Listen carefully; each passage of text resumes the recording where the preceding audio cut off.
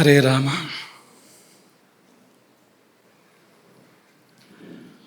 ಯತ್ರೈವ ಯತ್ರೈವ ಮನೋ ಮದೀಯಂ ತತ್ರೈವ ತತ್ರೈವ ತವ ಸ್ವರೂಪಂ. ಯತ್ರೈವ ಯತ್ರೈವ ಶಿರೋ ಮದೀಯಂ ತತ್ರೈವ ತತ್ರೈವ ಪದದ್ವಯಂ ತೇ.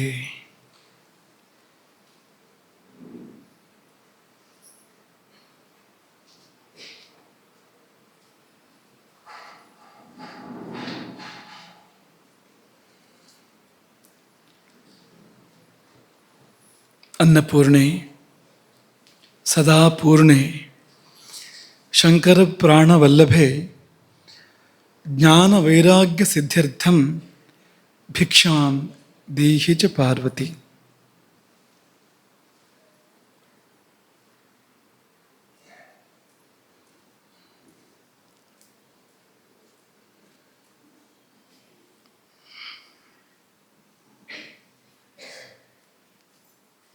ನಿತ್ಯ ಪ್ರವಚನದ ಆರಂಭದಲ್ಲಿ ನಿನ್ನೆಯ ಪ್ರವಚನದ ನೆನಪನ್ನು ಸ್ವಲ್ಪ ಮಾಡ್ಕೊಳ್ತೇವೆ.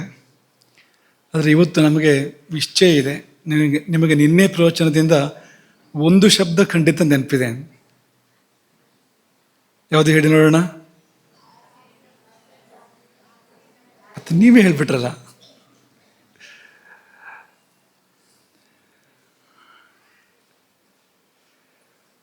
ಮನೆಯಿಂದ ಕರೆ ಬಂದರೆ ಪ್ರವಚನ ಕೇಳ್ತಾ ಇದೆಯಾ ಅಂತ ಕೇಳಿದರೆ ಹೌದು ಹೌದು ಆಸೀನ ಪ್ರಚಲಾಯಿತ ಮೂಲಕ ಕೇಳ್ತಾ ಇದ್ದೇನೆ ಅಂತ ಹೇಳ್ತೀರಾ? ಏನು ಹೇಗೆ ಓದ್ತಾ ಇದೆಯಾ ಕೇಳಿದ್ರೆ ಓದ್ತಾ ಇದ್ದೀನಿ, ಆಸೀನ ಪ್ರಚಲಾಯಿತ ಮಧ್ಯೆ ಮಧ್ಯೆ ಸ್ವಲ್ಪ ಓದ್ತಾ ಇದ್ದೀನಿ ಅಂತ ಹೇಳ್ತೀರಾ? ಅವ್ರಿಗೇನು ಗೊತ್ತಾಗೋದಿಲ್ಲ. ಈ ಪ್ರವಚನ ಕೇಳದೇ ಇದ್ದರೆ ಅವ್ರಿಗೆ ಹೇಗೂ ಗೊತ್ತಾಗೋದಿಲ್ಲ. ಅದೇನು ಅಶ್ವಮೇಧ ಯಜ್ಞದ ಹಾಗೆ ಮತ್ತೊಂದು ಆಸೀನ ಪ್ರಚಲಾಯಿತಮ್ಮನ್ನು ಯಾವುದೋ ಒಂದು ಯೋಗ ವಿಧಾನ ಅಂತಲೂ ಅಂದ್ಕೊಳ್ಬೋದು, ಯಾಗ ವಿಧಾನ ಅಂತಲೂ ಅಂದ್ಕೊಳ್ಬೋದು. ಆದರೆ ಅದರ ಅರ್ಥ ಏನು? ತೂಕಡಿಕೆ ಅಂತ ಅರ್ಥ. ಗಂಭೀರವಾದ ಶಬ್ದ. ದೇವಾನಾಂ ಪ್ರಿಯ ಅಂತ ಹೇಳಿದ ಹಾಗೆ ಇನ್ನು ಗೊತ್ತೇ ಆಗೋದಿಲ್ಲ. ದೇವತೆಗಳಿಗೆ ಪ್ರೀತಿ ಪಾತ್ರನಾದವನು ಅಂತ ಅನ್ಸುತ್ತೆ ಮೇಲ್ನೋಟಕ್ಕೆ. ಅದು ನಿಜವಾಗಿ ದೇವಾನಾಂ ಪ್ರಿಯ ಇತಿ ಮೂರ್ಖೆ. ಮೂರ್ಖನಿಗೆ ದೇವಾನಾಂ ಪ್ರಿಯ ಅಂತ ಕರೀತಾರೆ. ಯಾಕೆಂದರೆ ಅದರ ಅರ್ಥ ಹೇಗೆ ಅಂದರೆ ದೇವರಿಗೇ ಪ್ರೀತಿ ಅಂತ. ದೇವತೆಗಳ ಪ್ರೀತಿ ಪಾತ್ರ ಹಾಗಲ್ಲ, ಅದು ದೇವರಿಗೇ ಪ್ರೀತಿ ಅಂತ, ಮನುಷ್ಯರು ಯಾರಿಗೂ ಅಲ್ಲ ಅಂತ. ಹಾಗೆ ಅನೇಕ ಶಬ್ದಗಳಿದೆ. ಅದರ ಹಾಗೆ ಈ ಆಸೀನ ಪ್ರಚಲಾಯಿತಂ ಅನ್ನೋದು ಕೂಡ ತಿಲಕಾಷ್ಟ ಮಹೇಶ ಬಂಧನದ ಹಾಗೆ ಶಬ್ದ ತುಂಬ ವಿಶೇಷವಾಗಿ ಕೇಳ್ತದೆ. ಅದರ ಅರ್ಥ ಮಾತ್ರ ತೂಕಡಿಕೆ ಅಂತ, ಕೂತಲ್ಲೇ ತೂಗಾಡೋದು ಅಂತ ಅರ್ಥ ಅದಕ್ಕೆ. ಅದರಲ್ಲಿ ವಾತಕೋಪವೂ ಇಲ್ಲ, ಶ್ಲೇಷ್ಮ ಕೋಪವೂ ಇಲ್ಲ, ಕಫಕೋಪವೂ ಇಲ್ಲ. ಆದರೆ ಒಂದು ಸೂಚನೆ ಇದೆ. ಸೂಚನೆ ಏನು? ನಿದ್ದೆ ಸರಿಯಾಗಿಲ್ಲ, ಸರಿಯಾಗಿ ಆಗ್ತಾ ಇಲ್ಲ ನಿದ್ದೆ. ನಿದ್ದೆ ಸರಿಯಾಗಿ ಆದರೆ ಅದರ ಫಲ ಅತಂದ್ರಿತ, ತೂಕಡಿಕೆ ಬರೋದೇ ಇಲ್ಲ. ತೂಕಡಿಕೆ ಬಂತು ಅಂತಾದರೆ ಅದಕ್ಕೆ ಒಂದೇ ಅರ್ಥ, ನಿದ್ದೆ ಸರಿಯಾಗಿಲ್ಲ. ಮಲಗಿದ್ನಲ್ಲ 6 ತಾಸು 8 ತಾಸು ಅಂದರೆ ಎಷ್ಟೋ ಬಾರಿ ಮಲಗಿರ್ತೇವೆ, ನಿದ್ದೆ ಬಂದಿರೋದಿಲ್ಲ. ಇದು ಬಂದಿತ್ತು ನಿದ್ದೆ ಅಂದರೆ ಬಂದಿತ್ತು, ಆದರೆ ಎಷ್ಟು ಆಳಕ್ಕೆ ಬಂದಿತ್ತು ಅದು ಗೊತ್ತಿರೋದಿಲ್ಲ ನಮಗೆ. ಎಷ್ಟು ವಿಶ್ರಾಂತಿ ಸಿಕ್ಕಿತ್ತು ಕಲ್ಪನೆ ಇರೋದಿಲ್ಲ. ಆಗ ಆ ಕೊರತೆ ನೀಗೋದಕ್ಕೆ ಈ ತೊಂದರೆ, ಆ ನಿದ್ರೆ ತೊಂದರೆ ಬರ್ತದೆ. ಅದು ನಮ್ಮನ್ನು ತೂಗಾಡಿಸ್ತದೆ. ಈ ಕಡೆಗೆ ನಿದ್ದೆನೂ ಅಲ್ಲ, ಆ ಕಡೆಗೆ ಎಚ್ಚರನೂ ಅಲ್ಲ, ಅಂಥದ್ದೊಂದು ಸ್ಥಿತಿ. ನಿದ್ದೆಯ ಪೂರ್ಣ ವಿಶ್ರಾಂತಿ ಸಿಗ್ತದೆ ಅಂದರೆ ಇಲ್ಲ. ಹೋಗಲಿ, ಎಚ್ಚರದ ಪೂರ್ತಿ ಅರ್ಥ ಆಗ್ತದೆ ನಡೀತಾ ಇರೋದು ಅಂದರೆ ಅದು ಕೂಡ ಇಲ್ಲ. ಎರಡರ ಮಧ್ಯೆ ಅನ್ನೋ ಹಾಗೆ ಆಗ್ಬಿಡ್ತದೆ. ಇತೋ ಭ್ರಷ್ಟ ತಥೋ ಭ್ರಷ್ಟ ಎನ್ನುವ ಹಾಗಿದೆ ನೋಡಿ ಆ ತೂಕಡಿಕೆ ಅಂತ. ಹಾಗಾಗಿ ದೋಷವೂ ಇಲ್ಲ, ಗುಣವೂ ಇಲ್ಲ. ದೋಷ ಇಲ್ಲವೇ ಇಲ್ಲ ಅಂತ ಹೇಳೋ ಹಾಗಿಲ್ಲ, ತಮೋ ಗುಣ ಆಡ್ತಾ ಇದೆ ಅಂತ ಅರ್ಥ. ಅದಕ್ಕೆ ತೂಕಡಿಕೆ ಬರ್ತಾ ಇದೆ ಅಂದರೆ. ಹಾಗಾಗಿ ಅದನ್ನು ಗಮನಿಸ್ಕೊಳ್ಬೇಕು. ಇನ್ನೊಂದು ಪ್ರಶ್ನೆ, ಈ ದೇವತೆಗಳ ಪೈಕಿಯಲ್ಲಿ ತನ್ನ ಶರೀರಾವಯವದಲ್ಲಿ ಅಗ್ನಿಯುಳ್ಳ ದೇವತೆ ಯಾರು ಹೇಳ್ತೀರಾ? ತನ್ನ ಶರೀರದ ಒಂದು ಅವಯವದಲ್ಲಿ ಅಗ್ನಿಯನ್ನು ಹೊಂದಿದ್ದಾನೆ ಅಂಥ ದೇವತೆ ಯಾರು ದೇವತೆಗಳ ಪೈಕಿಯಲ್ಲಿ? ಅಥವಾ ಹೊಂದಿದ್ದಾನೆ ಯಾರು ಅಂತ ಗೊತ್ತಾಗತ್ತಾ? ಒಂದೊಂದೇ ದೇವರು ನೆನಪು ಮಾಡ್ಕೊಳ್ಳಿ. ಅಂಗದಲ್ಲಿ ಅಗ್ನಿ ಇದೆ, ಒಂದು ಅಂಗದಲ್ಲಿ ಅಗ್ನಿ ಇದೆ. ಯೋಚನೆ ಮಾಡಿ. ಹೇಳು. ಶಿವ. ಎಲ್ಲಿ? ಎರಡೂ ಹೌದು. ಕಣ್ಣಿನಲ್ಲಿ ಅಗ್ನಿ ಇದೆ, ಸೋಮನೇತ್ರ, ಸೂರ್ಯನೇತ್ರ ಮತ್ತು ಅಗ್ನಿ ನೇತ್ರ, ನೇತ್ರತ್ರಯ ವಿಭೂಷಿತ ಶಿವ. ಎಡಗಣ್ಣು ವಾಮನೇತ್ರ, ಸೋಮನೇತ್ರ, ದಕ್ಷನೇತ್ರ, ಸೂರ್ಯನೇತ್ರ. ಇನ್ನು ತೃತೀಯ ನೇತ್ರ ಲಲಾಟ ನೇತ್ರ ಅಥವಾ ಫಾಲನೇತ್ರ, ಅದ್ಯಾವುದದು? ಒಂದು ಅವಯವದಲ್ಲಿ ಅಗ್ನಿ ಇದೆ ನೋಡಿ, ಅಗ್ನಿಯುಳ್ಳ ದೇವ ಅಂತ.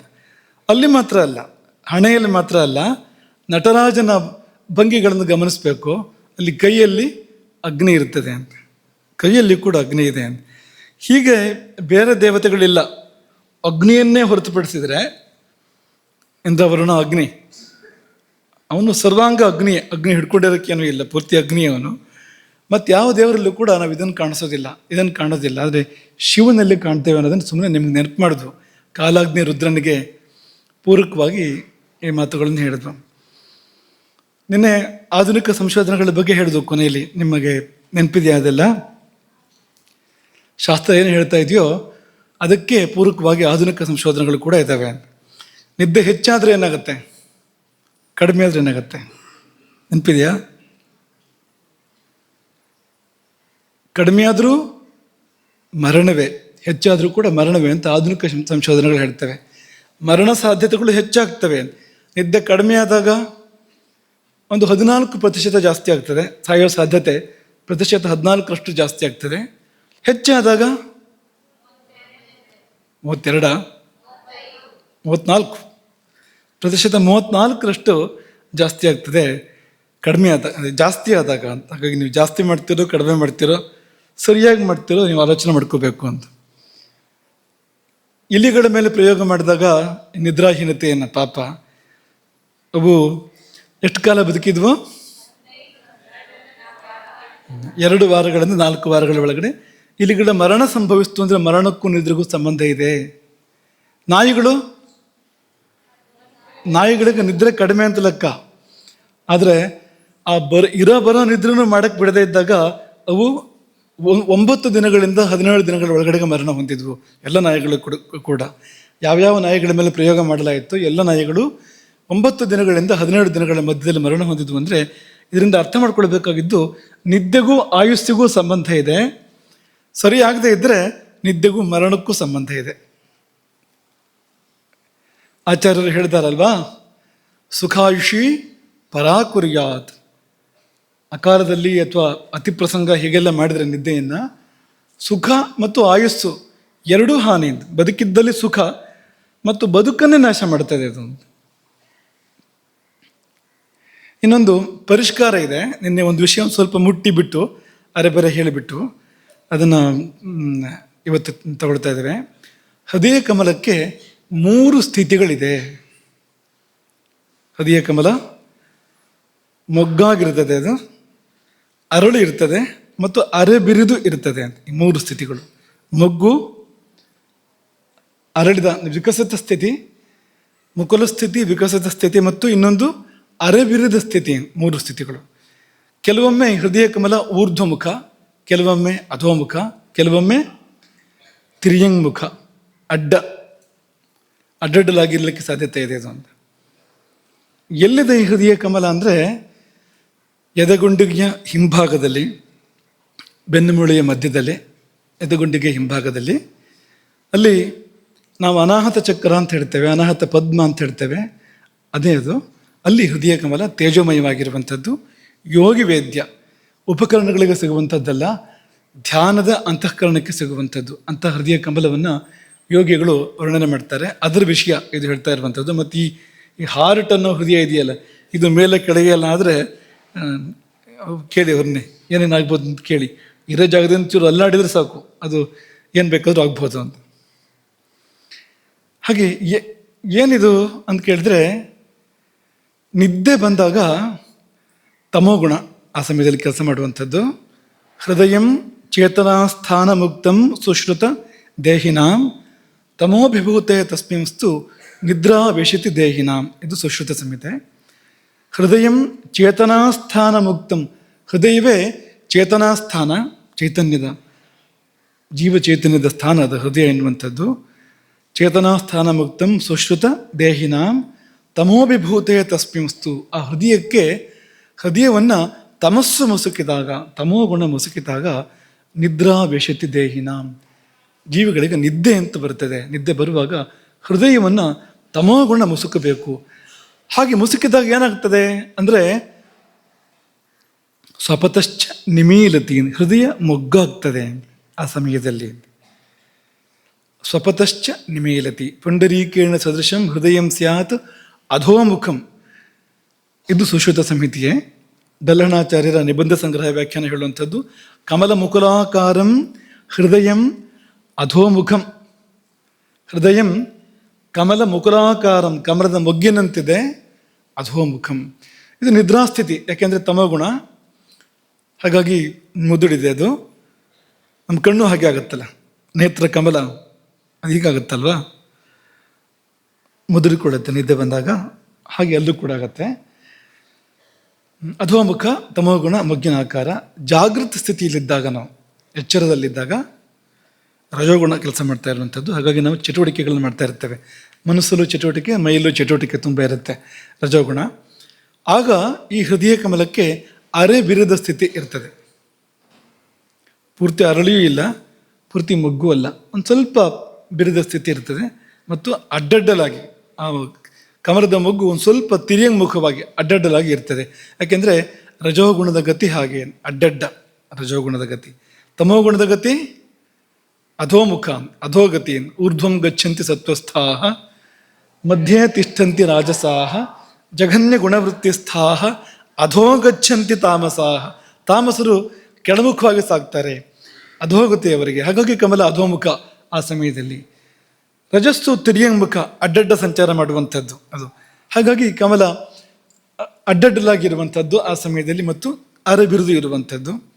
ಇನ್ನು ತುರಿಯ ಸ್ಥಿತಿ ಏರ್ಪಟ್ಟರೆ ರೇ, ಯಾಕೆಂದರೆ ಅದು ಅಪರೂಪದಲ್ಲಿ ಯಾರೋ ಕೆಲವರಿಗೆ ಆಗ್ತಾ ಇದೆ, ಅದು ಇವತ್ತು ತುಂಬ ಅಪರೂಪದಲ್ಲಿ ಆಗ್ತಾ ಇದೆ, ಆಗಬೇಕಿತ್ತು ಎಲ್ಲರಿಗೂ ಕೂಡ. ಅದೇನಾದ್ರು ಏರ್ಪಟ್ಟರೆ ತುರಿಯ ಸ್ಥಿತಿ, ಆಗ ಆ ಕಮಲ ಊರ್ಧ್ವಮುಖ ಆಗತ್ತೆ.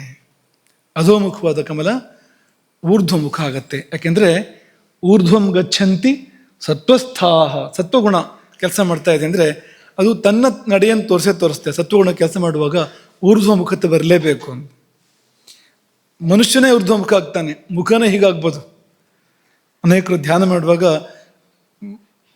ಧ್ಯಾನ ಸ್ಥಿತಿ ಏರ್ಪಟ್ಟರೆ ಮುಖವೇ ಮೇಲಾಗೋದುಂಟು ಅಂತ. ಯಾಕೆಂದರೆ ಸತ್ವಗುಣ ಕೆಲಸ ಮಾಡ್ತಾ ಇದೆ, ಅದು ಎಲ್ಲೆಲ್ಲೂ ತನ್ನ ಪ್ರಭಾವವನ್ನು ತೋರಿಸ್ಬೋದು, ಮೈಯಲ್ಲೂ ತೋರಿಸ್ಬೋದು, ಮನಸ್ಸಲ್ಲಂತೂ ತೋರಿಸುತ್ತೆ ಅದು. ಹಾಗಾಗಿ ಆ ಸಮಯದಲ್ಲಿ ಮೇಲ್ಮುಖವಾಗಿ ಕಮಲ ಅರಳಿ, ಪೂರ್ತಿಯಾಗಿ ಅರಳಿ ಶೋಭಿಸುತ್ತೆ.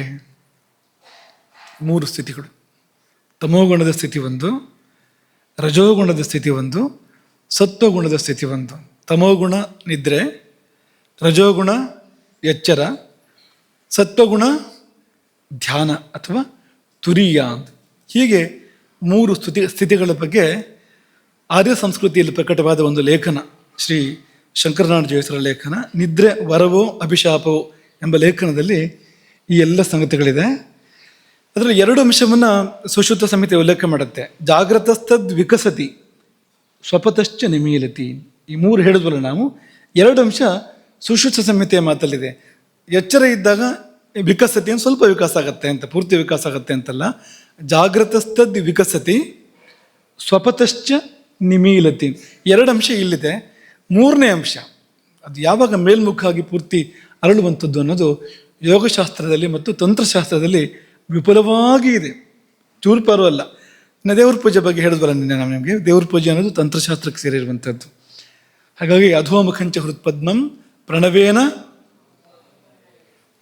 ಪ್ರಣವದಿಂದ ಮೇಲ್ಮುಖವಾಗಿ ಮಾಡ್ಕೋದನ್ನು, ಆಮೇಲೆ ಪೂಜೆ ಮಾಡಿದ್ರೆ ಪೂಜೆ ಅಂತ ಆಗೋದು, ಇಲ್ದಿದ್ರೆ ಪೂಜೆಯ ಒಂದು ಅಭ್ಯಾಸ, ಅಣಕ ಮಾತ್ರ ಹೊರತು ನಿಜವಾದ ಪೂಜೆ ಅಲ್ಲ.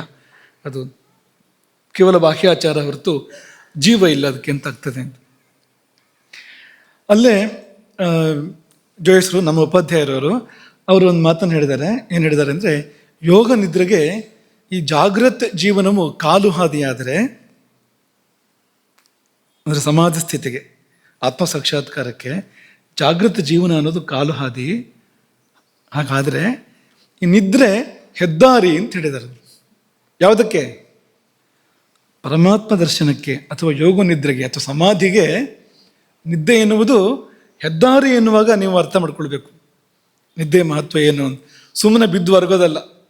ನೀವು ಸಕ್ರಮವಾಗಿ ಅದನ್ನು ಮಾಡಿದರೆ ಆ ನಿದ್ರೆಯೇ ನಮ್ಮನ್ನು ಸಮಾಧಿಗೆ ಕರ್ಕೊಂಡು ಹೋಗ್ಬೋದು. ನಿದ್ರೆಯೇ ಯೋಗ ನಿದ್ರೆಯಾಗಿ, ಜಾಡ್ಯ ನಿದ್ರೆಯೇ ಅಜಾಡ್ಯ ನಿದ್ರೆಯಾಗಿ ಪರಿಣಮಿಸಬಹುದು. ಶಂಕರಾಚಾರ್ಯರು ಉಲ್ಲೇಖ ಮಾಡ್ತಾರೆ ಅದನ್ನು ಅಜಾಡ್ಯ ನಿದ್ರಾ ಅಂತ.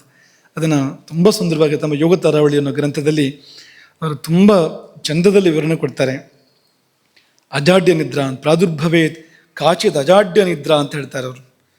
ಕಾಚಿತ್ ಅದು ಏನು ಹೇಗೆ ಅಂತ ಹೇಳೋಕ್ಕೆ ಸಾಧ್ಯ ಇಲ್ಲ, ಅವರ್ಣನೀಯ ಅಂತ, ಅನಿರ್ವಚನೀಯ ಅಂಥದ್ದೊಂದು ನಿದ್ದೆ ಪ್ರಾದುರ್ಭವೇ ಏರ್ಪಡುತ್ತದೆ.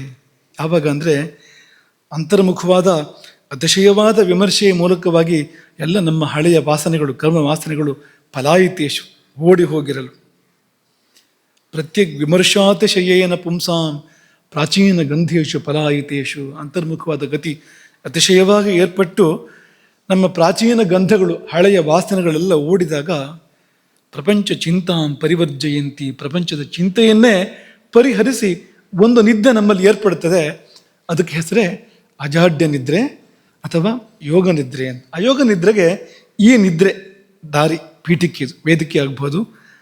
ಯಾವಾಗ ಅಂದರೆ ಸಕ್ರಮವಾಗಿ ಮಾಡಿದಾಗ, ಧ್ಯಾನದ ಮೂಲಕ ನಿದ್ದೆಗೆ ಹೋಗಬೇಕು ಅಥವಾ ನಿದ್ದೆಯನ್ನು ಮಾಡುವ ಸಮಯದಲ್ಲಿ ಮಾಡುವಂತೆ ಮಾಡಬೇಕು. ಹಾಗೆ ಮಾಡಿದಾಗ ಈ ನಿದ್ದೆ ಧಾತು ಸಾಮ್ಯವನ್ನು ಕೊಡುತ್ತೆ. ಅಂದರೆ ಅದನ್ನೇ ಕೊಡುತ್ತೆ ಅಂತ ಅರ್ಥ. ಧಾತು ಸಾಮ್ಯವನ್ನು ಕೊಡುತ್ತೆ ಅಂದರೆ ಸಮಾಧಿಯನ್ನೇ ಕೊಡುತ್ತೆ ಅಂತಲೇ ಅರ್ಥ ಅದಕ್ಕೆ ಅಂತ. ಆಯುರ್ವೇದ ಪ್ರತಿಜ್ಞೆ ಮಾಡೋದು ಕೂಡ ಹಾಗೆ ಅಂತ. ಈ ಶಾಸ್ತ್ರಕ್ಕೆ ಪ್ರಯೋಜನ ಏನು ಅಂತ ಪ್ರಶ್ನೆ ಮಾಡಿ ಆ ಪ್ರಯೋಜನ ಹೇಳುವಂಥದ್ದು ಧಾತು ಸಾಮ್ಯಂ. ಅದೇ ಈ ಶಾಸ್ತ್ರದ ಪ್ರಯೋಜನ. ಈ ಸಪ್ತಧಾತುಗಳಲ್ಲಿ ಅಥವಾ ತ್ರಿಧಾತುಗಳು ಇವುಗಳಲ್ಲಿ ಸಾಮ್ಯವನ್ನು ಏರ್ಪಡಿಸಿಕೊಡುವಂಥದ್ದು. ವೈಷಮ್ಯಮೇ ರೋಗ, ಧಾತು ಸಾಮ್ಯಂ ಅರೋಗತ, ಅದೇ ಆರೋಗ್ಯ ಎಂಬುದಾಗಿ ಈ ಶಾಸ್ತ್ರದ ಪ್ರಯೋಜನವನ್ನೇ ಅದನ್ನಾಗಿ ಹೇಳಿದೆ. ಅದನ್ನೇ ಮಾಡಿಕೊಡುತ್ತೆ ನಿದ್ರೆ. ಸರಿಯಾಗಿ ಮಾಡಿದರೆ ಈ ನಿದ್ದೆ ಒಂದೇ ಅದನ್ನು ಮಾಡಿಕೊಡುತ್ತೆ, ಧಾತು ಸಾಮ್ಯವನ್ನು. ನಿದ್ದೆ ಒಂದೇ ಮಾಡಿದರೆ ಸಾಕಲ್ಲ, ಹಾಗಾದರೆ ಬೇರೆ ಏನು ಬೇಕಾದ್ರೂ ಬೇರೆ ಸಮಯದಲ್ಲಿ ಮಾಡ್ಕೋಬೋದಲ್ಲ ಅಂತಂದರೆ, ನೀವು ಬೇರೆ ಸಮಯದಲ್ಲಿ ಏನು ಬೇಕಾದ್ರೂ ಬೇರೆ ಸಮಯದಲ್ಲಿ ಏನು ಬೇಕಾದ್ರೂ ಮಾಡಿದರೆ ನಿದ್ದೆ ಸರಿಯಾಗಿ ಬರೋಕ್ಕೆ ಸಾಧ್ಯ ಇಲ್ಲ ಅಂತ ನಮಗೆ ಅದನ್ನೇ ಕೇಳಬೇಕು ಅಂತಿದ್ವು. ಉದಾಹರಣೆಗೆ ಆಹಾರದಿಂದ ನಿದ್ರೆಗೆ ಅನುಕೂಲ ಹೇಗೆ ಹೇಳ್ತೀರಾ? ಪಾಠ ಆಗಿದೆ ನಿಮಗೆ, ಪ್ರವಚನ ಆಗಿದೆ. ಆಹಾರ ನಿದ್ದೆಗೆ ಸಹಾಯ ಮಾಡುತ್ತೆ. ಒಂದು ಉದಾಹರಣೆ ಕೊಡಿ. ನಿನ್ನೆ ನಾವು ಹೇಳಿದ್ದನ್ನು ಹೇಳಿ ನೋಡೋಣ.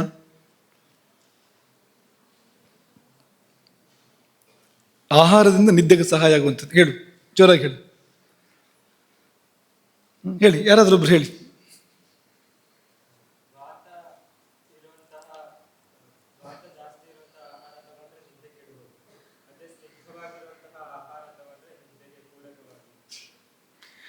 ಸರಿ ಇದೆ.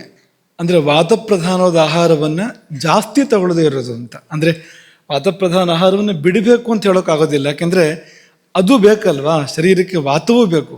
ಅದಿದ್ದರೆ ನಾವು ಚಟುವಟಿಕೆ ಮಾಡೋಕ್ಕೆ ಸಾಧ್ಯ ಇಲ್ಲ. ಈ ಕ್ರಿಯೆ ಅನ್ನೋದೇ ವಾತದಿಂದ ಅಂತ. ಆದರೆ ಅದನ್ನೇ ಜಾಸ್ತಿ ಬಳಸ್ತಾ ಹೋದರೆ ನಿದ್ದೆ ಕಡಿಮೆ ಆಗುತ್ತೆ. ಹಾಗೆ ಸ್ನಿಗ್ಧವಾದ ಅಂದರೆ ಜಿಡ್ಡುಳ್ಳ ಆಹಾರವನ್ನು ಜಾಸ್ತಿ ಬಳಸಿದರೆ ಅಥವಾ ಮಧುರವಾದ ಆಹಾರವನ್ನು ಜಾಸ್ತಿ ಬಳಸಿದರೆ ನಿದ್ದೆ ಚೆನ್ನಾಗಿ ಬರುತ್ತೆ. ಅದರಿಂದ ಜಾಸ್ತಿ ಅಂದರೆ ಅದಕ್ಕೊಂದು ಇತಿಮಿತಿ ಇದೆ ಅದಕ್ಕೆ, ಅದನ್ನು ಬಿಟ್ಟೆಲ್ಲ ಅಲ್ಲ. ಆಮೇಲೆ ಇನ್ನೊಂದು ಹೇಳಿದ್ದು, ಸಾಯಂಕಾಲದ ಆಹಾರದ ಬಗ್ಗೆ ಹೇಳಿದ್ದು ನೆನಪಿದೆಯಾ ನಿಮಗೆ? ಸಂಜೆ ಆಹಾರವನ್ನು ಸಾವಕಾಶಸ್ತು ಯೋಭುಂಕ್ತೆ, ಸ್ವಲ್ಪ ಜಾಗ ಇಟ್ಟು ಮಾಡಬೇಕು ಅಂತ. ಸಾಯಂಕಾಲದ ಆಹಾರವನ್ನು ಒಂದು ಸ್ವಲ್ಪ ಹೊಟ್ಟೆ ಜಾಗ ಇಟ್ಟು ಕಿಂಚಿದೂನಂ ಸ್ವಲ್ಪ ಕಡಿಮೆ ಊಟ ಮಾಡಬೇಕು. ಅದು ಕೂಡ ಹೌದು. ಊಟ ಮಾಡಿ ಕಫಕಾಲದಲ್ಲೇ ಮಲಗಬೇಕು. 1-1.5 ಗಂಟೆ ಒಳಗೆ ಮಲಗಬೇಕು ಊಟ ಮಾಡಿ. ಇಷ್ಟು ಮಾಡಿದಾಗ ನಿದ್ದೆಗೆ ಸಹಾಯ ಮಾಡುತ್ತೆ. ಅಂದರೆ ಯಾಕೆ ಹೇಳಿದ್ವು ಅಂದರೆ, ಕೂತ್ಕೋ, ನಿದ್ದೆ ಒಂದನ್ನು ಸರಿ ಮಾಡಿದರೆ ಸಾಕು ಅನ್ನೋದು ಹೌದಾದರೂ ಆ ನಿದ್ದೆ ಒಂದನ್ನು ಸರಿ ಮಾಡಬೇಕು ಅಂದರೆ ಉಳಿದಿದ್ದೆಲ್ಲ ಸರಿ ಇರಬೇಕಾಗಿದೆ, ಅನಿವಾರ್ಯ ಅಂತ.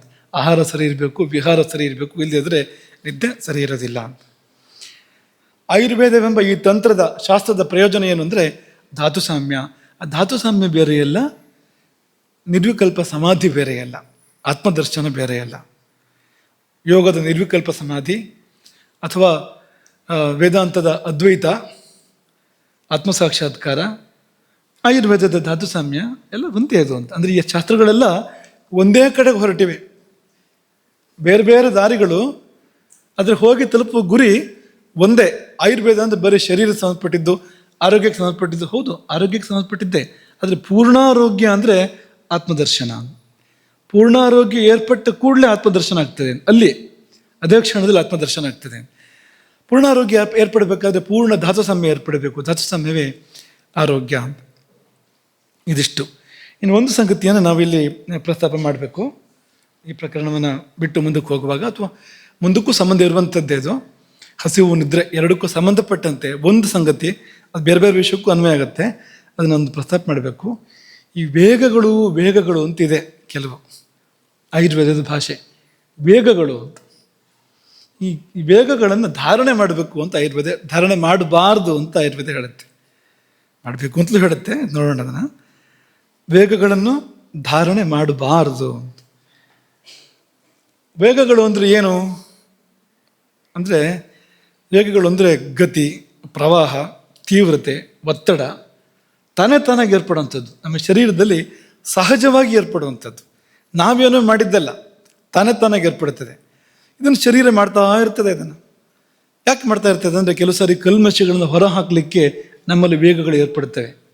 ಈಗ ಮಲಮೂತ್ರಗಳ ವಿಸರ್ಜನೆ ಇರ್ಬೋದು, ಅಥವಾ ಇಂಥದ್ದು ಇರ್ಬೋದು. ಶರೀರದ ಕಲ್ಮಶ ತನ್ನನ್ನು ತಾನು ಶುದ್ಧ ಮಾಡಿಕೊಡೋ ಸಲುವಾಗಿ ಶರೀರ ಕೆಲವು ವೇಗಗಳನ್ನು ಏರ್ಪಡಿಸುತ್ತೆ.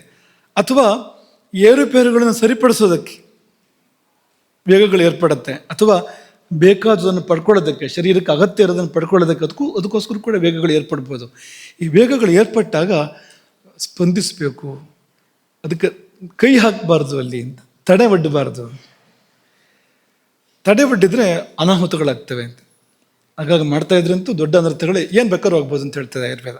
ಏನು ಬೇಕಾದ್ರೂ ಹೋಗ್ಬೋದು, ಯಾವ ತೊಂದರೆ ಬೇಕಾದ್ರೂ ಬರ್ಬೋದು.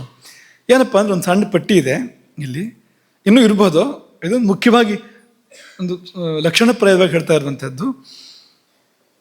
ವೇಗಾನ್ ನ ಧಾರ್ಯೇತ್, ಇದನ್ನು ತಡಿಬೇಡಿ ಈ ವೇಗಗಳನ್ನು. ಯಾವುದು ಅಂದರೆ ವಾತ, ವಿಣ್, ಮೂತ್ರ, ಕ್ಷವತೃಟ್, ಕ್ಷುಧಾಂ, ನಿದ್ರಾ, ಕಾಸ, ಶ್ರಮಶ್ವಾಸ, ಜೃಂಭಾಶ್ರು, ಛರ್ದಿ, ರೇತಸಾಮ್ ಅಂತ ಒಂದು ಪಟ್ಟಿ ಕೊಟ್ಟಿದೆ. ಎಲ್ಲವನ್ನೂ ನಾವು ಇಲ್ಲಿ ಉಲ್ಲೇಖ ಮಾಡ್ತಾ ವಿವರಣೆ ಕೊಡ್ತಾ ಹೋಗೋದಿಲ್ಲ ಸಂದರ್ಭ ಅಲ್ಲೇ. ಅದು ಕೆಲವೊಂದು ನಿಮಗೆ ಉದಾಹರಣೆ ಕೊಡೋದು. ಅದನ್ನು ಚರಕರು ಕೂಡ ಹೇಳಿದ್ದಾರೆ. ನ ವೇಗಾನ್ ಧಾರೆಯೇತ್ ಧೀಮಾನ್, ಅಷ್ಟೇ ವ್ಯತ್ಯಾಸ. ವೇಗಾನ್ ನ ಧಾರೆಯೇತ್ ಅಂತ ಅವ್ರು ಹೇಳ್ತಾರೆ, ನ ವೇಗಾನ್ ಧಾರೆಯೇತ್ ಅಂತ ಇವ್ರು ಹೇಳ್ತಾರೆ. ಅಂದರೆ ಅದೇ ಮಾತೇ ಇದು ಅಂತ. ಜಾತಾನ್, ಈ ವೇಗಗಳನ್ನು ಧಾರಣೆ ಮಾಡಬೇಡ. ಏನು ಅಂದರೆ ಮೂತ್ರ ಪುರುಷಯೋ, ದ್ರವರೂಪದಲ್ಲಿಯೋ ಘನರೂಪದಲ್ಲಿಯೋ ಶರೀರ ಕಲ್ಮಶವನ್ನು ಹೊರಹಾಕಬೇಕು ಅಂತ ಸೂಚನೆ ಕೊಡುವಾಗ ತಡಿ ಅಂತ ನಾವು ಹೇಳಬಾರ್ದು ಅಂತ. ಒಳಗೆ ಉಳ್ಕೊಳ್ಬಾರ್ದು. ಅದು ಏನಾಗುತ್ತೆ ಉಳ್ಕೊಂಡ್ರೆ, ಒಳಗೆ ಉಳ್ಕೊಂಡು ಏನಾಗುತ್ತೆ ಅಂದ್ರೆ ಏನರ್ಥ, ಹೆಚ್ಚು ಕಾಲ ಇಟ್ಕೊಂಡ್ರೆ ಸೇರ್ಬೋದು ಪುನಃ ಶರೀರಕ್ಕೆ. ತುಂಬ ಕಾಲ ಇಟ್ಕೊಂಡ್ರೆ ಇದನ್ನು ಒಳಗಡೆಗೆ ವಾಪಸ್ ಸೇರ್ಬೋದು ಶರೀರಕ್ಕೆ. ಅಲ್ಲಿವರೆಗೂ ಇದರ ಅನಾಹುತಗಳಿದೆ ಅಂತ. ಹಾಗಾಗಿ ಇದನ್ನು ಮಾಡಬಾರ್ದು. ನರೇತಸೋ ನ ವಾತಸ್ಯ ನ ಛರ್ದ್ಯ ಕ್ಷವಥೋರ್ ನಚ ನೋದ್ಗಾರಸ್ಯ ನ ಜೃಂಭಾಯ ವೇಗಾನ್ ನ ವೇಗಾನ್ ಕ್ಷುತ್ ಪಿಪಾಸಯೋ ನ ಬಾಷ್ಪಸ್ಯ ನ ನಿದ್ರಾಯ ನಿಶ್ವಾಸಸ್ಯ ಶ್ರಮೇಣ ಚ ಅಂತೆಲ್ಲ ಪಟ್ಟಿ ಕೊಟ್ಟಿದ್ದಾರೆ. ಅದು ಎಲ್ಲವನ್ನೂ ಕೆಲವು ಈ ಸಭೆ ಹೇಳೋದಕ್ಕೂ ತುಂಬ ಅಷ್ಟು ಅನುಕೂಲ ಅಲ್ಲ. ನೀವು ಕೇವಲ ಪಾಠ ಅಂತ ಹೇಳ್ಬೋದು, ಅಂಥದ್ದು ಎಲ್ಲ ಇದೆ ಇದರಲ್ಲಿ. ಕೆಲವೊಂದು ಉದಾಹರಣೆ ತಗೊಳ್ತೀವಿ. ಉದಾಹರಣೆಗೆ ಈ ಸೀನು, ಅದೊಂದು ವೇಗ. ಕ್ಷವಥು ಅಂತ ಹೇಳ್ತಾರೆ ಅದಕ್ಕೆ ಸಂಸ್ಕೃತದಲ್ಲಿ. ಅದೊಂದು ವೇಗ. ಇದನ್ನು ತಡೆ ಹಿಡಿಬೋದು ಅಲ್ವಾ? ಬೇರೆಯವ್ರಿಗೆ ತಡೆ ಹಿಡಿಸೋ ಸುಲಭ ಇದೆ. ಯಾರಿಗಾರು ಸೀನ್ ಬರ್ತಾ ಇದೆ ಅಂತ ಮುಖದಲ್ಲಿ ಗೊತ್ತಾಗುತ್ತೆ. ಅದು ಹೋಗಿ ನಗಾಡಿಸಿದ್ರೆ, ಇನ್ನೇನೋ ಒಂದು ಮಾಡಿದರೆ ಅದು ನಿಂತು ಹೋಗ್ಬೋದು ಆ ಸಮಯದಲ್ಲಿ. ಮಾಡಬಾರ್ದು ಇದನ್ನು ಅಂತ. ಈ ವೇಗದಲ್ಲೇ ಭಾಳ ಪ್ರಚಂಡ ವೇಗ. ಸೀನು ಅಂತಂದರೆ ಅದು ಅಸಾಧ್ಯ ವೇಗದಲ್ಲಿ ಆ ಪ್ರಕ್ರಿಯೆಗಳು ನಡೆಯುತ್ತೆ ಆ ಸಮಯದಲ್ಲಿ ಅಂತ. ತಡಿಬೇಡ ಅದನ್ನು. ಅಥವಾ ಈಗ ಕಾಸ, ಕೆಮ್ಮಿದೆ ಉದಾಹರಣೆಗೆ. ಕೆಮ್ಮದನ್ನು ಕಳಿಬೋದು. ಕೆಮ್ಮು ಬಂದಾಗ ಮನೋನಿಗ್ರಹ ಮಾಡ್ತೇನೆ ನಾನು, ನನಗೆ ಅಂತಷ್ಟು ನಿಯಂತ್ರಣ ಇದೆ ಅಂತ ಕೆಮ್ಮದೇ ಕಳಿಬೋದು. ಅದು ಸ್ವಲ್ಪ ಹೊತ್ತು ಬಿಟ್ಟು ದುಪ್ಪಟ್ಟಾಗಿ ಬರ್ಬೋದು, ಜಾಸ್ತಿ ಬರ್ಬೋದು. ಆಮೇಲೆ ಅದು ಅವಕಾಶ ಜಾಸ್ತಿ ಇರ್ತದೆ, ಸುಮ್ಮನೆ ಇರೋದಿಲ್ಲ ಕೆಮ್ಮೇನು. ಅದು ಪಾಪ ಕಫ ಹೊರಗೆ ಹಾಕೋಕೆ ಪ್ರಯತ್ನ ಮಾಡ್ತಾ ಇದೆ. ಶರೀರಕ್ಕೆ ಬೇಡ, ಅದು ತೊಂದರೆ. ಅದು ಹೊರಗೆ ಹಾಕಬೇಕು ಅಂತ ಪ್ರಯತ್ನ ಮಾಡ್ತಾ ಇದೆ. ಹೊರಗೆ ಹಾಕೋದು ಬಿಟ್ಟು ನಾವು ಅದನ್ನು ಕೆಮ್ಮದೆ ಕೂತ್ಕೊಳ್ಳೋದು. ಅಥವಾ ಕೆಲವರಂತೂ ಕೆಮ್ಮಿ ಮತ್ತೊಂದು ಒಳಗೆ ಕಳಿಸ್ತಾರೆ, ಅದನ್ನು ಕಫವನ್ನು ನುಂಗ್ಬಿಡ್ತಾರೆ. ಮತ್ತೆ ಪಾಪ ಅದು ಯಾತಕ್ಕೋಸ್ಕರ ಮಾಡಿದ್ದದು, ನಾವು ಸರಿ ವಿರುದ್ಧ ಪ್ರತಿಕ್ರಿಯೆ ನಮ್ಮದು ಅಂತ ನುಂಗ್ಬಿಡೋದು ಅಂತ, ಅದನ್ನು ಹೀಗೂ ಎಲ್ಲ ಆಗೋದುಂಟು ಅಂತ. ಜೃಂಭ ಆಕಳಿಕೆ ಅಲ್ವಾ, ಅದಂತೂ ಅದು ಇಂಥ ಸಮಯಕ್ಕೆ ವಿಶೇಷ. ಯಾವ್ದಾದ್ರು ಒಳ್ಳೆಯ ವಿಷಯ ನಡೀತಾ ಇದೆ ಅಂತ ಬಂತು ಅಂತ ಲೆಕ್ಕ ಅದು ಅಂತ. ಸಂದೇಶ ಏನಂದರೆ ನಿಲ್ಲಿಸಿ ಪ್ರವಚನ ನಿಲ್ಲಿಸಿ, ಪಾಠ ನಿಲ್ಲಿಸಿ ಅಂತ ಸಂದೇಶ. ಅದು ಎಷ್ಟೊತ್ತು ಕೊರಿತಾ ಇದ್ದೀರಿ ಅಂತ, ಅದ್ರ ಅರ್ಥ ಅದು ಅಂತ. ನಾವು ಬಾಯಿ ಬಿಟ್ಟು ಹೇಳ್ದೇ ಇದ್ರು ಅದು ಹೇಳ್ತಾ ಇದೆ, ಅದು ಆಕಳಿಕೆ ಹೇಳ್ತಾ ಇದೆ. ಏನಪ್ಪ ಸೂಚನೆ ಅಂದರೆ ನಿದ್ದೆ ಬರ್ತಾ ಇದೆ ಅಂತ, ಒಳ್ಳೆ ಜೋಗಳ ಹಾಡ್ದಂಗೆ ಆಗ್ತಾ ಇದೆ. ಈ ಆಕಳಿಕೆ ಸೂಚನೆ ಇದೆಯಾ, ಬರುವ ನಿದ್ದೆಯನ್ನು ಅದು ಸ್ವಲ್ಪ ಸುಧಾರಿಸ್ಕೊಳ್ಳೋಕೆ ಪ್ರಯತ್ನ ಮಾಡೋದು ಶರೀರ, ಆಕಳಿಕೆ ರೂಪದಲ್ಲಿ ಅವ್ರಿಗೆ ಹೊರಗೆ ಬರುತ್ತೆ ಅದು ಅಂತ. ಹಾಗಾಗಿ ನಾವು ಆಕಳಿಸ್ತಾ ಇರ್ತೇವೆ, ಜಾಂಬು ಅಂತ ಹೊರಗೆ ಬರ್ತಾ ಇರ್ತಾನೆ, ಆಕಳಿಸ್ತಂತೆ. ಬ್ರಹ್ಮದೇವರು ಆಕಳಿಸ್ದಾಗ ಆಗಾಯ್ತಂತೆ, ಜಾಂಬು ಅಂತ ಹೊರಗೆ ಬಂದಂತೆ ಆಕಳಿಕೆಯಿಂದ. ನಾವು ಆಕಳಿಸಿದ್ರೆ ಯಾವ ಅಂತ ಹೊರಗೆ ಬರ್ತಾನೋ ಗೊತ್ತಿಲ್ಲ, ಅದ್ರ ಬಲವಂತ ಅಂತೂ ಮಾಡಬೇಡಿ ಅಂತ. ಅಲ್ಲಿ ಕಣ್ಣೀರು ತೊಳಿತಾರೆ ಅನೇಕರು. ಬೇಂದ್ರೆಯವರ ಕವಿತೆ ಇದೆಯಲ್ಲ, ಅತ್ತಾರೆ ಅತ್ತು ಬಿಡು ಹೊನಲು ಬರಲಿ ನಕ್ಯಾಕ ಮರಸತಿ ದುಃಖ ಅಂತ ಹೇಳ್ತಾರೆ ಅವರು. ಅತ್ತಾರೆ ಹತ್ತು ಬಿಡು ಅಂತ, ಮನ್ಸಾರೆ ಹತ್ತು ಬಿಡು, ಹೋಗ್ಲಿ ಅದು ಅಂತ, ಹೊರಗಡೆಗೆ ಅದು ಅಂತ. ನಕ್ಯಾಕ ಮರಸತಿ ದುಃಖ ಅಂತ. ಹಾಗೆ ಕಣ್ಣೀರನ್ನು ಕೂಡ ತಡೆಯೋದುಂಟು ಅನೇಕರು. ಕಣ್ಣೀರು ಎರಡು ಕಾರಣಕ್ಕೆ ಬರ್ಬೋದು. ಒಂದು ದುಃಖದ ಕಣ್ಣೀರು, ಇನ್ನೊಂದು ಆನಂದದ ಕಣ್ಣೀರು. ಕೆಲವರಿಗೆ ಅದು ಪರಿಚಯವೇ ಇಲ್ಲ, ಹಾಗೊಂದು ಕಣ್ಣೀರು ಇರ್ತದೆ ಅಂತಲೇ ಗೊತ್ತಿಲ್ಲ, ಆನಂದದ ಕಣ್ಣೀರು ಅಂತ. ಆದರೆ ಕವಿಗಳು ವರ್ಣನೆ ಮಾಡ್ತಾರೆ, ಅದು ಒಂದು ಬಿಸಿ ಇರ್ತದಂತೆ, ಇನ್ನೊಂದು ತಣ್ಣಗಿರ್ತದಂತೆ, ಅಲ್ಲಿವರೆಗೂ ಹೇಳ್ತಾರೆ. ದುಃಖಾಶ್ರು, ದುಃಖದ ಕಣ್ಣೀರು ಬಿಸಿ ಇರ್ತದೆ, ಸುಖದ ಕಣ್ಣೀರು, ಆನಂದದ ಕಣ್ಣೀರು ತಣ್ಣಗಿರ್ತದೆ ಅಂತ. ತಯೋ ರಶೀತಃ ಶಿಶಿರೋ ಅಂತ ವರ್ಣನೆ ಮಾಡ್ತಾನೆ ಕಾಳಿದಾಸ. ಅಲ್ಲೊಂದು ಕಡೆಗೆ ಸುಮಿತ್ರೆ ಮತ್ತು ಕೌಸಲ್ಯ ಅವರ ಅಳುವನ್ನು, ರಾಮ ಹಿಂದಿರುಗಿ ಬಂದಾಗ ಅವರ ಅಳುವನ್ನು ವರ್ಣನೆ ಮಾಡುವಾಗ ಶಿಶಿರಹ ಅಂತ, ತಂಪಾದ ಕಣ್ಣೀರು ಹೊರಗೆ ಬಂತು ಅಂತ. ಅಲ್ಲಿವರೆಗೆ ಬಿಸಿ ಬಿಸಿ ಕಣ್ಣೀರು 14 ವರ್ಷ ಬಂದಿತ್ತು, ಈಗ ತಂಪು ಕಣ್ಣೀರು ಬಂತು ಅಂತ. ಯಾವುದಾದ್ರೂ ತಡಿಬಾರ್ದು, ಅದನ್ನು ನೇತ್ರೋದಕ ತಡಿಬಾರ್ದು. ಛರ್ದಿ ವಾಂತಿನೂ ತಡಿಬಾರ್ದು, ಅಂದರೆ ಅವ್ರಿವ್ರ ಮೇಲೆ ಮಾಡಬಾರ್ದು, ಆದರೆ ತಡಿಬಾರ್ದು. ಯಾಕೆಂದರೆ ಅದು ಬಂತು ಅಂದರೆ ಏನೋ ಒಂದು ಒಳ್ಳೆಯದಕ್ಕೋಸ್ಕರ ಬಂದಿದೆ, ಪಿತ್ತ ಶಮನಕ್ಕೋಸ್ಕರ ಬಂದಿದೆ. ಅದು ಒಂದಷ್ಟು ಹೊರಗೆ ಹೋಗಿ ಶಾಂತಿ ಸಿಗುತ್ತೆ ನಮಗೆ. ಹಾಗಾಗಿ ವಾಂತಿ ಮಾಡ್ಕೊಂಡು ಬಿಡಬೇಕು, ಬಂದರೆ ಬಿಡಬಾರ್ದು. ಹೀಗೆ ಇದೇ ಪಟ್ಟಿಯಲ್ಲಿಯೇ ತ್ರುಟು, ಕ್ಷುಧಾ, ನಿದ್ರಾ 3 ಇದೆ. ತ್ರುಟು ಅಂದರೆ ಬಾಯಾರಿಕೆ, ತಡ್ಕೋಬಾರ್ದು, ನೀರು ಕುಡಿಬೇಕು. ನೀರೆಷ್ಟು ಕುಡಿಬೇಕು ಅಂದರೆ ಈ ಆಧುನಿಕವಾಗಿ ಇಷ್ಟು ಲೀಟ್ರ್ ಕುಡಿಬೇಕು, ಅಷ್ಟು ಲೀಟ್ರ್ ಕುಡಿಬೇಕು, ಹೀಗೆಲ್ಲ ಬಂದಿದೆ. ಕೆಲವರು ಇಟ್ಕೊಂಡು ಓಡಾಡ್ತಿರ್ತಾರೆ, ಆಗಾಗ ಕುಡಿತಾ ಇರ್ತಾರೆ. ಯಾಕೆಂದರೆ ಅದು ಲಕ್ಷ್ಯ ಮುಟ್ಟಬೇಕು. ಇವತ್ತು ಇಂತಿಷ್ಟು ಆಗಬೇಕಾಗಿದೆ, 3 ಲೀಟ್ರ್ ಕುಡಿಬೇಕು ಅಂದರೆ 2.5 ಲೀಟ್ರ್ ಕುಡಿಬೇಕು ಅಂದರೆ ಕುಡಿತಾ ಇರು ಅಂತದನ್ನು ಅಂತ. ಅದಕ್ಕೆ ಬೇಕೋ ಬೇಡ ಅಂತ ನಾವು ಕೇಳೇ ಇಲ್ಲ ಶರೀರಕ್ಕೆ. ವೈದ್ಯರು ಹೇಳಿದ್ದಾರೆ ಇದು ಕುಡಿ ಇದನ್ನ ಅಂತ, ಅಥವಾ ಎಲ್ಲೋ ಗೂಗಲ್ ಹೇಳಿದೆ ಅದನ್ನು ಕುಡಿ ಅಂತ, ಕುಡಿತಾ ಇರು ಇಡೀ ದಿನ ಅಂತ. ಆದರೆ ಆಯುರ್ವೇದ ಹಾಗೆ ಹೇಳೋದಿಲ್ಲ, ಅದು ಬೇಕಾದ್ರೆ ಕೇಳುತ್ತೆ ಅಂತ ಆಯುರ್ವೇದ ಹೇಳುತ್ತೆ. ಬಾಯಾರಿಕೆ ಆಗುತ್ತಲ್ಲ, ಆವಾಗ ಬಾಯಾರಿಕೆ ಹಿಂಗೋಷ್ಟು ಕುಡಿ ಅಂತ ಅಷ್ಟೇ. ಎಷ್ಟು ಬೇಕು ಶರೀರಕ್ಕೆ ಅಂದರೆ ಆಯಾ ಶರೀರಕ್ಕೆ ಬೇರೆ ಬೇರೆ. ಅದು ಬಾಯಾರಿಕೆ ಆದಾಗ ಕುಡಿಬೇಕು, ಹೊರತು ಬಾಯಾರಿಕೆ ಆಗದೆ ಆಗಾಗ ಅಭ್ಯಾಸವಾಗಿ ನೀರನ್ನು ಕುಡಿಬಾರ್ದು ಅಂತ. ಯಾರ್ಯಾರೋ ಒಬ್ಬರನ್ನೊಬ್ಬರು ನೋಡಿ ನಗ್ತಾ ಇದ್ದೀರಿ, ನಮಗೂ ಕೆಲವು ವಿಷಯ ಅರ್ಥ ಆಗ್ತಾ ಇದೆ. ಅದರಿಂದಾಗಿ ಇವ್ರು ಕುಡಿತಾರೆ ಅಂತ ಗೊತ್ತಾಗ್ತಾ ಇದೆ ನಮಗೆ. ಯಾಕೆಂದರೆ ಕಣ್ಣು ಸನ್ನೆ ಭಾಷೆಯಲ್ಲೇ ಗೊತ್ತಾಗುತ್ತಲ್ವ ಅದು ಅಂತ. ಹಾಗಾಗಿ ಬಂದಾಗ ಅಂದರೆ ಬಾಯಾರಿಕೆ ಆದಾಗ ಕುಡಿದೇ ಇರಬೇಡ, ನೀರು ಅವಶ್ಯ ಕುಡಿ. ಆದರೆ ಬಾಯಾರಿಕೆ ಇಲ್ಲದಿದ್ದಾಗ ಕುಡಿದ್ರೆ ಅದು ಭಾರ ಶರೀರಕ್ಕೆ, ಅದು ಉಪದ್ರವ, ಅದು ತೊಂದರೆ ಅದು. ಹಾಗಾಗಿ ಬಾಯಾರಿಕೆಯನ್ನು ತಡ್ಕೋಬೇಡ, ಕ್ಷುಧಾ ವೇಗವನ್ನು ತಡ್ಕೋಬಾರ್ದು, ಹಸಿವನ್ನು ತಡ್ಕೋಬಾರ್ದು. ಅದೇ ಕಾರಣಕ್ಕೂ ಅಗ್ನಿ ಎದ್ದು ಆಹಾರ ಕೊಡು ಅಂತ ಕೇಳಿದಾಗ ಕೊಟ್ಬಿಡ್ಬೇಕು, ಇಲ್ಲದ್ರೆ ಮತ್ತೆ ಏನಾದ್ರು ಸುಡುತ್ತೆ. ಅದು ಅಗ್ನಿ ಅಲ್ವಾ, ಅದು ಆಹಾರ ಕೊಡದೇ ಇದ್ದರೆ ಇನ್ನೇನಾದ್ರೂ ಸುಡುತ್ತೆ. ಅದು ಬೇಕಾದನ್ನು ಸುಡ್ಬೋದು, ಬೇಡವಾದನ್ನು ಸುಡ್ಬೋದು. ನೀವು ಸರಿಯಾಗಿ ವ್ಯವಸ್ಥಿತವಾಗಿ ಮಾಡಿದರೆ ಬೇಡವಾದನ್ನು ಸುಡುತ್ತೆ. ಸುಮ್ಮನೆ ಹಸಿವು ಕಟ್ಟಿದರೆ ಬೇಕಾದದ್ದನ್ನು ಸುಡ್ಬೋದು, ಅದು ತೊಂದರೆ ಮಾಡ್ಬೋದು. ಹಾಗಾಗಿ ಹಸಿವನ್ನು ನಿಯಂತ್ರಿಸಬೇಡ, ಹಾಗೆ ನಿದ್ದೆಯನ್ನು ಕೂಡ ನಿಯಂತ್ರಿಸಬೇಡ. ಎಷ್ಟು ಖುಷಿ ಆಗ್ತಾ ಇದೆ ಅಲ್ವಾ, ನಿದ್ದೆಯನ್ನು ತಡ್ಕೋಬಾರ್ದು ಅಂತ ಹೇಳಿದ್ದರಿಂದಾಗಿ ಅಲ್ಲೇ ಮಲ್ಕೊಂಬಿಡಿ ಅಂತ. ಈ ಆರ್ಯರಲ್ಲಿಗೆ ಕಷ್ಟ ಇದೆ ಇನ್ನು ಮುಂದೆ ಅಂತ. ತರಗತಿಯಲ್ಲಿ ಮಲ್ಕೊಂಡ್ಬಿಡೋದು. ಆಮೇಲೆ ಕೇಳಿದ್ರೆ ಗುರುಗಳು ಹೇಳಿದ್ದಾರೆ ನಿದ್ರಾ ವೇಗವನ್ನು ತಡ್ಕೊಳ್ಬಾರ್ದು ಅಂತ ಹೇಳಿದ್ದಾರೆ.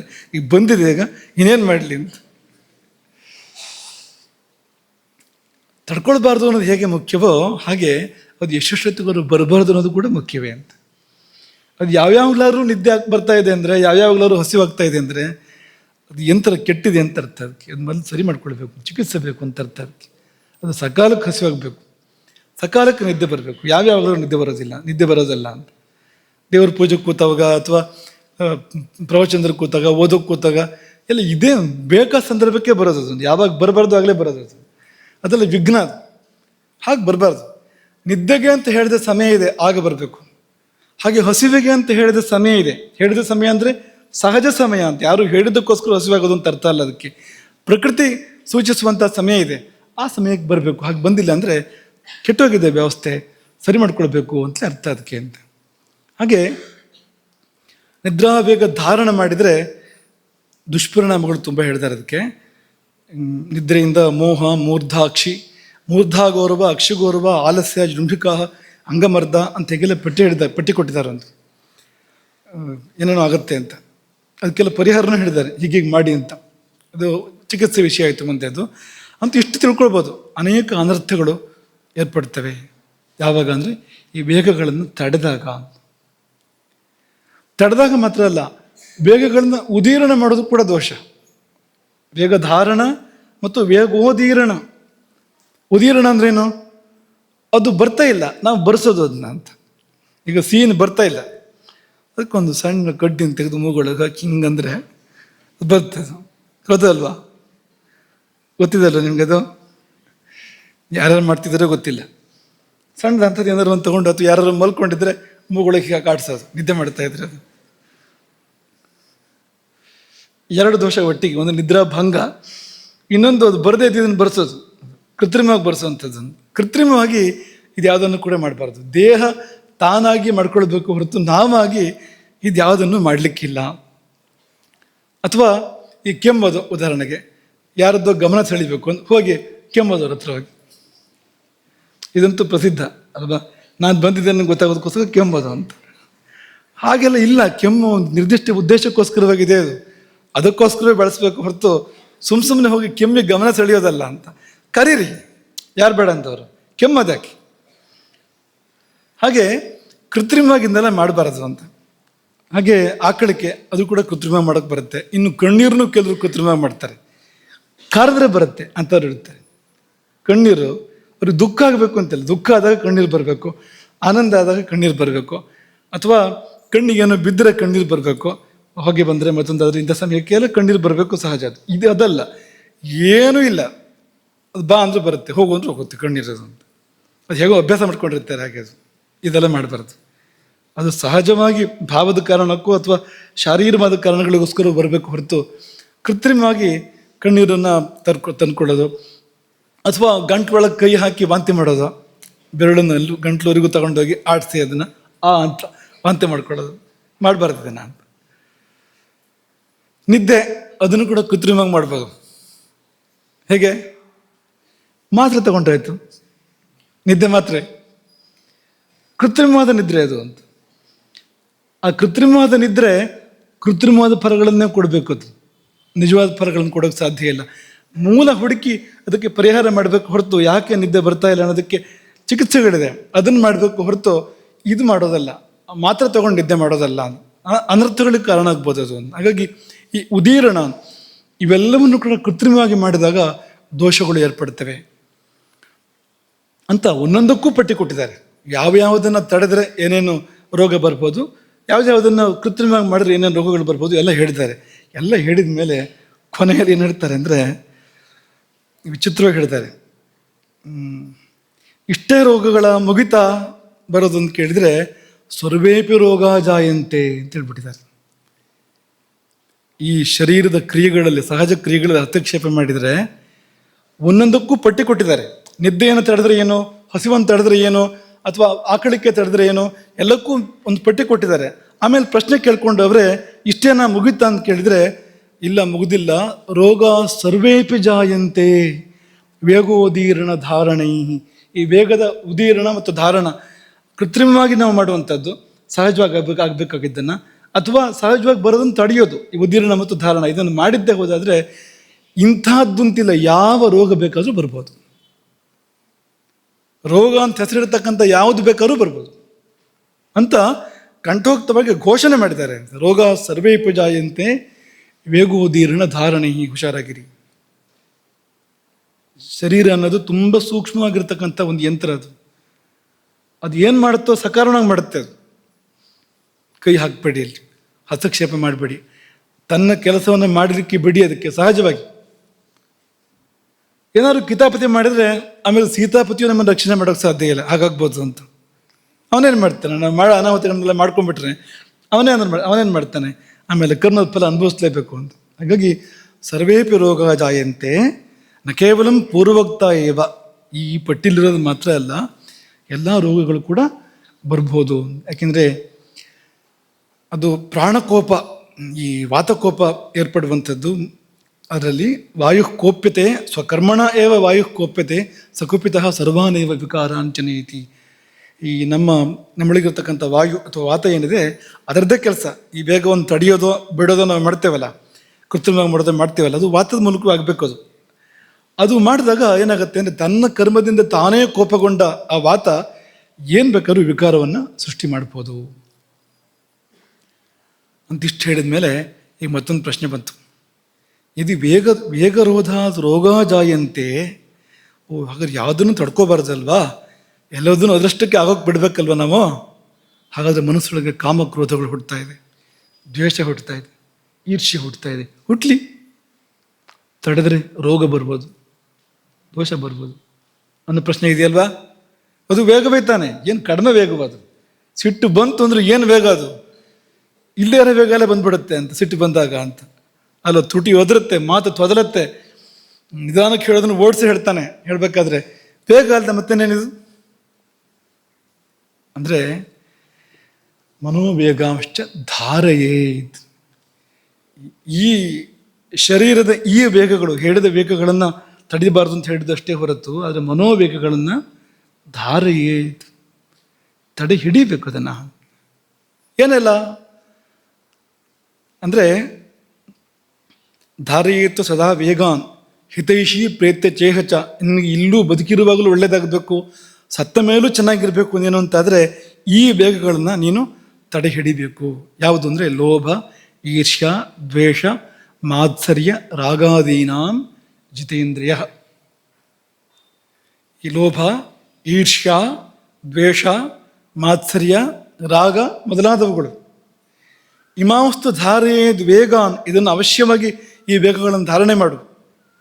ಯಾಕೆಂದರೆ ಅಶಸ್ತಾನಾಂ, ಇದು ಒಳ್ಳೆಯದಲ್ಲ, ಇದು ಕೆಟ್ಟದ್ದು ಅಂತ ಪಟ್ಟಿ ಕೊಟ್ಟರು. 3 ಥರದ ಪಟ್ಟಿ ಇದೆ. ಇಂತಿಂಥ ಮನಸ್ಸಿನ ವೇಗಗಳನ್ನು ಧಾರಣೆ ಮಾಡಬೇಕು. ವಾಗ್ವೇಗಗಳು ಅಂತಿದೆ, ಅದನ್ನು ಧಾರಣೆ ಮಾಡಬೇಕು. ಮತ್ತು ಶರೀರದಲ್ಲಿ ಕೂಡ ಕೆಲವು ವೇಗಗಳನ್ನು ಧಾರಣೆ ಮಾಡಲಿಕ್ಕಿದೆ, ಮಾಡುವಂಥದ್ದು. ಈ ಪಟ್ಟಿಲಿರೋದಲ್ಲ, ಬೇರೆ ಅದು.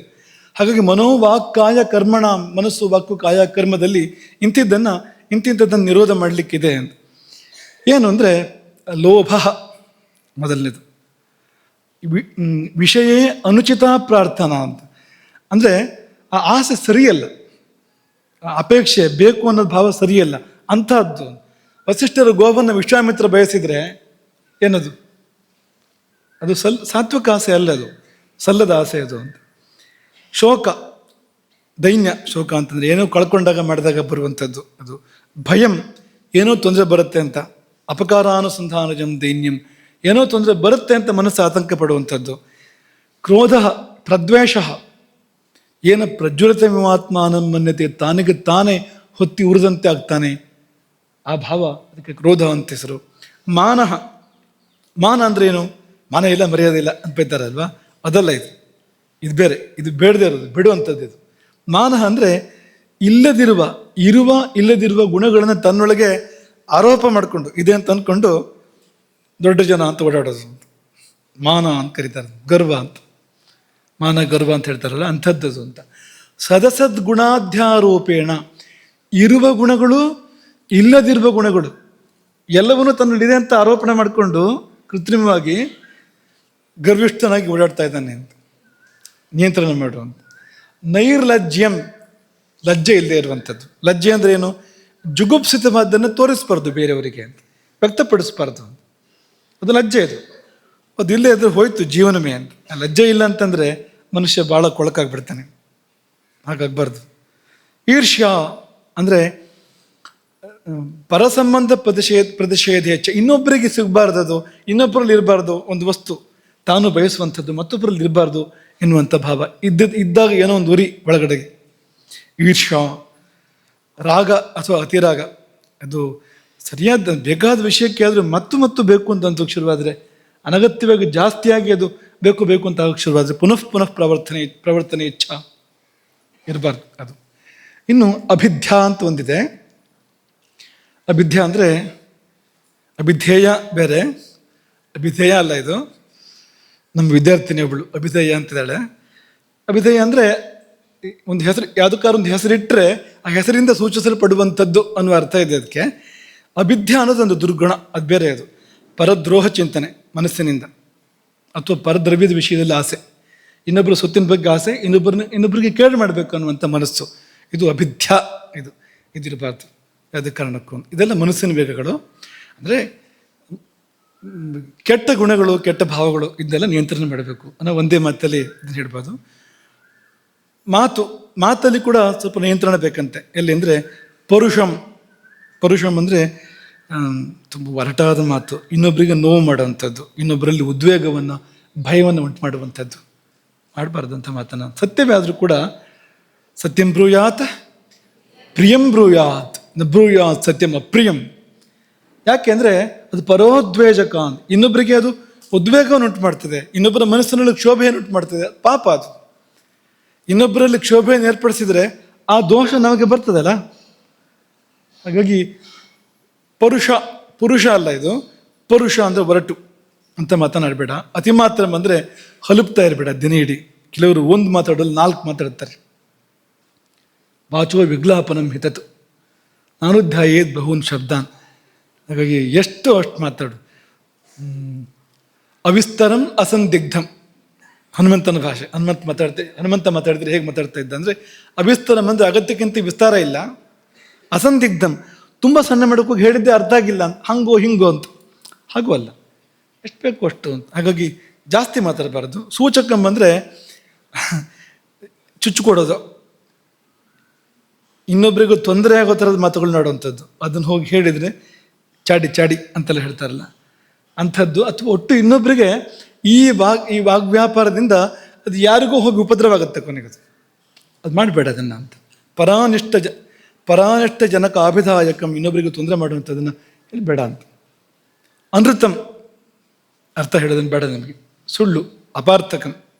ಅಕಾಲಯುಕ್ತಂ ಅಂದರೆ ಇನ್ನೂ ಸಂದರ್ಭ ಬಂದಿಲ್ಲ, ಈಗಲೇ ಮಾತಾಡಬೇಡ ಅದನ್ನು. ಸಂದರ್ಭ ಬರಲಿ ಅದಕ್ಕೆ. ಕೆಲವರಿಗೆ ಅವಸರ, ಈಗಲೇ ಹೇಳ್ಬಿಡ್ಬೇಕು ಅದನ್ನು, ಗೊತ್ತಿದೆ ನಮಗೆ ಅಂತ. ಆ ಗೊತ್ತಿರೋದನ್ನು ತೋರಿಸ್ಕೋಬೇಕು ಅಂತ ಕಾಯಿ. ಆ ಸಂದರ್ಭ ಬಂದಾಗ ಮಾತಾಡು, ಅದಕ್ಕಿಂತ ಮುಂಚೆ ಮಾತಾಡಬೇಡ ಅಂತ. ಇದೆಲ್ಲ ವಾಗ್ವೇಗ ಧಾರಣೆ. ಇನ್ನು ಶರೀರ ವೇಗ ಧಾರಣೆ ಕೂಡ ಇದೆ. ಶರೀರ ಅಥವಾ ಕರ್ಮ ಅಲ್ಲಿ ಕೂಡ ಧಾರಣೆ ಇದೆ. ಇದೆಲ್ಲ ನಾವು ತಡಿಬಾರದು. ಸಿಹಿನೋ, ಆಕಳಿಕೆನೋ, ಹಸಿವೋ, ನಿದ್ದೆನೋ, ಅಥವಾ ಶ್ರಮಶ್ವಾಸ. ಏನು ಅಂದರೆ ಶ್ರಮ ಆದಾಗ ಒಂದು ಉಸಿರು ಬರುತ್ತಲ್ವ, ಏದು ಉಸಿರು, ಶ್ರಮಶ್ವಾಸ. ಇದೆಲ್ಲ ತಡಿಬಾರ್ದು ಅಂತ ಅನ್ನೋದೊಂದಿದೆ. ವಾಂತಿ ಮತ್ತೊಂದು ಇದೆಲ್ಲ ತಡಿಬಾರ್ದು ಅಂತ. ಆದರೆ ತಡೆಯುವಂಥದ್ದಿದೆ. ಅದೇನೆಂದರೆ ಪರಪೀಡಕವಾದ ಕೃತಿಗಳನ್ನು ತಡಿಬೇಕು. ಶರೀರದಿಂದ ಆಗುವಂಥದ್ದು, ಯಾರಿಗೂ ಹೊಡೆಯೋದು ಅಂತ ಅನ್ಕೋ, ತಡಿ ಅಂತ. ಶರೀರದಿಂದಲೇ ಮಾಡುವಂಥದ್ದು, ಅದು ತಡಿಬೇಕು ಅದನ್ನು ಅಂತ. ಅದಕ್ಕೆ ಪಟ್ಟಿ ಕೊಟ್ಟಿದ್ದಾರೆ. ಸ್ತ್ರೀ ಭೋಗ ಅಂದರೆ ಪರಸ್ತ್ರೀ ಭೋಗ, ಪರದ್ರವ್ಯಗ್ರಹಣ, ಇನ್ನೊಬ್ಬರ ಸ್ವತ್ತನ್ನು ಸ್ವಾಧೀನ ಮಾಡುವಂಥದ್ದು, ಹಿಂಸಾ, ಪರಪೀಡೆ, ವಿಧಿಪ್ರೋಕ್ತವಲ್ಲದೆ ಇರತಕ್ಕಂಥ ಪ್ರಾಣಿಪೀಡೆ. ಇಲ್ಲಿ ವಿದ್ಯುಕ್ತವಾಗಿರುವಂಥದ್ದು ಮಾಡಬೇಕಾಗಿ ಬರ್ಬೋದು, ಅದು ಬೇರೆ ವಿಷಯ ಅದು. ಆದರೆ ವಿಧಿರಹಿತವಾಗಿರ್ತಕ್ಕಂಥ ಪ್ರಾಣಿಗಳ ಪೀಡೆ ಇದೆಯಲ್ಲ, ಅದನ್ನು ಮಾಡಬಾರ್ದು. ಹಾಗೆ ಆದಿ ಅಂತ ಹೇಳಿದ್ದಾರೆ ಅಲ್ಲಿ, ಆದ್ಯಾಹ ಅಂತ.